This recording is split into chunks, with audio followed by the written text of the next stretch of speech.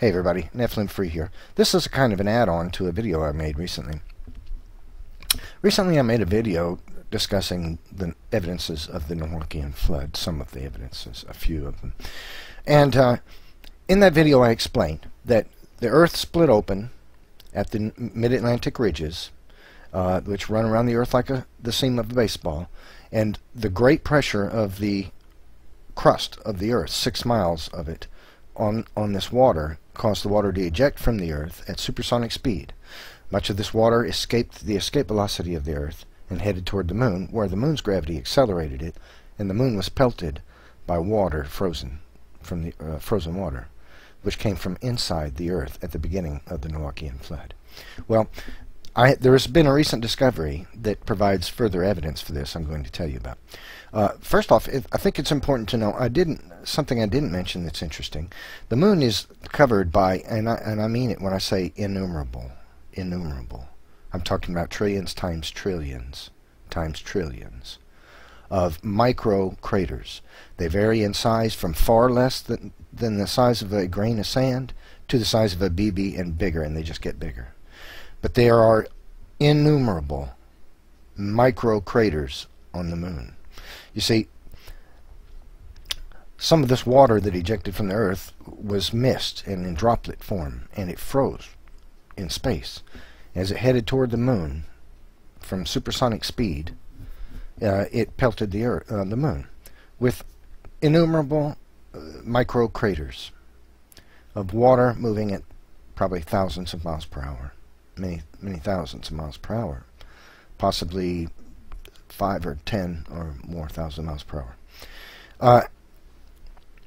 But not only that, when the larger ones, which pelted the moon with all of these craters that we see on the moon, you see, these craters on the moon were caused by water that ejected from inside the earth at the beginning of the Noachian flood, when the earth split open, and there were meteors, ice meteors, ranging in size from smaller than a grain of sand to the size of who knows what. I mean, possibly skyscrapers.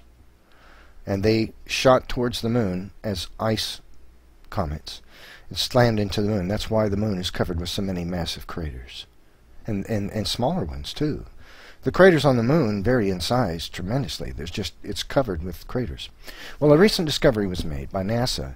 They have found what they believe are pools of frozen water inside some of the craters on the moon.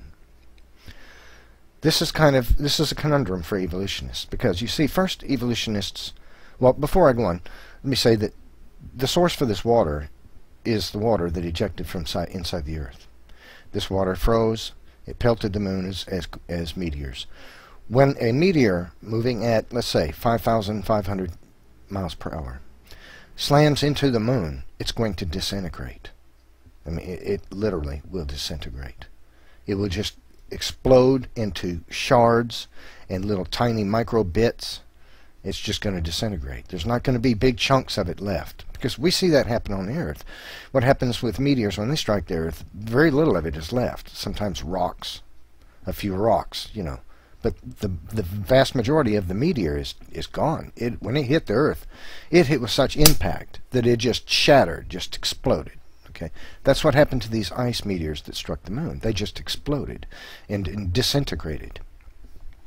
And when they did, they released also some more bits of ice that, in time, with the gravity of the moon, would pull them back down in the following centuries to pelt down onto the moon again as more micro craters.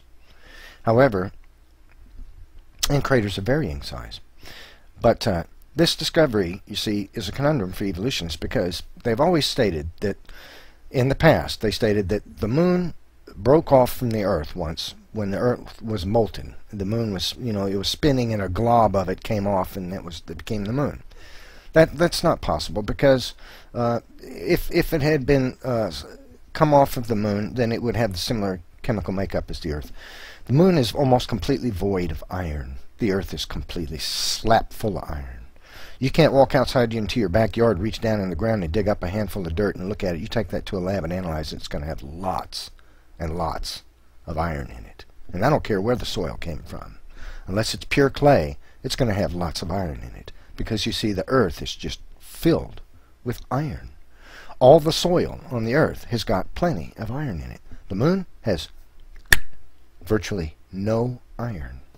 Okay, so that proves what? That the evolutionists' early claim, before they went to the moon and discovered what it was really comprised of, their claim that the moon came from the earth when it was molten has been discredited. That's false. Okay, so now what do they say? Well, they say impact knocked off a piece of the earth. Well, that's ridiculous, because if such an impact were to have struck the earth would be so grossly deformed it would be quite obvious.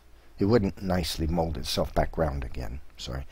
So that what they claim is, oh, okay, well, then it happened when the earth was still soft. Well, that couldn't be either, because something slamming into the earth is not going to just leave a ball of goo sitting in a beautiful orbit around the moon. No, it would have gone off, because astronomers already have acknowledged, evolutionist ones, that the gravity, the matter of the planets in our solar system and the sun is not strong enough to keep the planets in their orbits. They cannot find a reason why the planets just don't go off into space, because the gravity is not great enough to hold them there. So they came up, they imagine, they make up dark matter. Oh, dark matter explains it then. Something we can't see or touch, that must be it. You see, anything to get away from creationism. Anything. Right. So that claim is false, though, however, because there's nothing that would keep it in its orbit. It would just have gone off. Okay, so now, then they come up with another idea. Well, let's see. It's got to still be a way to get around creation. Let's see. Captured. I know. So they claim the moon was captured by the earth. But that can't be either, because the moon is receding from the earth. If it was ever captured, it was coming closer. It was captured because of the gravity pull of the earth. It would have gotten closer. And then they work out all kinds of mathematical models. Well, we say that it's, over time it's getting in a bigger orbit. No. It's just receding. That's what we know. So capture is not possible either, because if it were captured, it would be getting closer to the earth. The moon and the earth's gravities would be continually pulling it closer. It would not go farther away. The moon is receding. So, you see, the moon was placed exactly where it is, and that's why only one side of it faces the earth constantly. It doesn't rotate in relation to the earth. See, God put it in. God set the ordinances for the planets He created and everything. Kind of works like that. But see, anyway, back to this claim. So they've discovered these pools of water in craters, ice, and they say, well, the meteors hit the earth. Ice. Yeah. Where did the meteor come from? They say, Oort cloud, some imaginary, we can't detect it, but it's got to be there, because that's why comets are there. You see? No. You see, the problem is that comets can't survive 10,000 years. Not even that. Because as they come close to our Earth and our Sun, the Sun eats them up. It burns them away. The rate at which they burn, we know now, because we've sent satellites in proximity to these comets and studied them. The rate at which they burn away is too great for them to exist even 10,000 years. So this is evidence for a young Earth, that the comets, all the comets that encircle the Earth, and why do they always encircle the Earth? They come around back toward us. Why? Because that's where they came from, you see, from the flood. When the Earth split open, water shot out and turned into comets, you see. The Earth was spinning, right?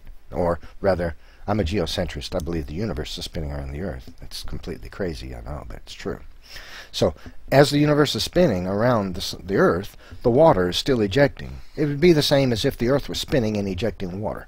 In other words, a spray of water went in every direction around this Earth, you see. So some of it went off into space, some of it went to the moon, you see. But this new evidence they find, where these pools of water, frozen ice, in the moon, they were left behind by meteors of ice slamming into the moon from the Earth at the beginning of the Noachian flood. Now here's something to think about.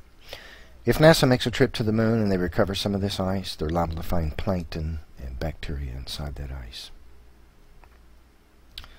It's a very good possibility that they will.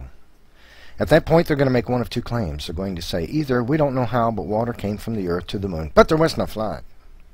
Or they're going to say, that's how life got seeded and started on the Earth. You watch. It's coming.